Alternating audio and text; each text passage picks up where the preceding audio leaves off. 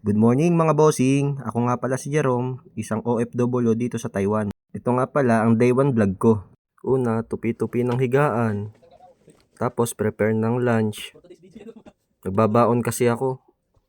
Seafood nga palang ulam ko dyan, tsaka yung itlog ng dinosaur. Tapos niready ko na yung mga items ko. Ayan, antikiras, leg plate, paatina shield.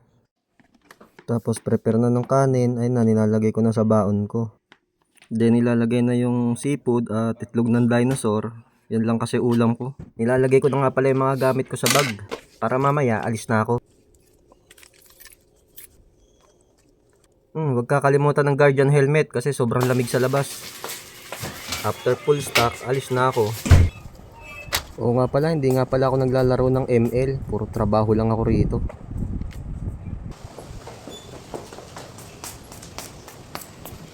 Oo nga pala, meet my big bike. Okay na mga boss, let's get it on. Larga na!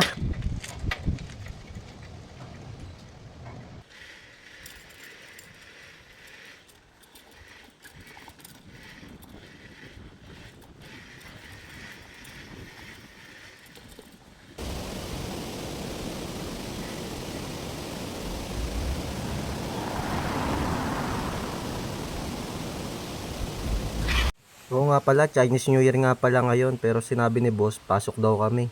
Kaya eto pa rin kami, pasok pa rin. Sayang kasi, double pay din yun. Ang dagdag din yun. Pangbigas ba? So, wala pala akong almusal, kaya bibili muna ako ng pagkain ko. Tinatanong pa nga ng mga tindera kung ano daw ang breed ko. Sabi ko, crossbreed, Philippine, Ascals. Philippine. Then, diretso na sa company. Parking ko muna dito yung big bike ko bago pumasok sa loob. Tapos, trabaho na. So, hindi ko na pala ipapakita sa inyo yung maghapon kong ginawa kasi sobrang haba nun.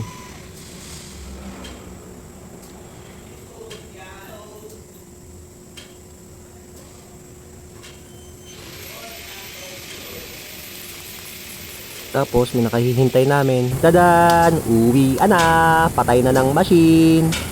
Huwag kakalimutan ng guardian helmet at napakalamig sa labas. At huwag kakalimutan isara ang gate para hindi magalit si bossing. After nyan, sakay na sa big bike. Bye-bye na! Oo nga pala, naisipan ko nga palang dumaan sa palengke. Wala nga pala akong lulutuin para sa hapunan. Thank you.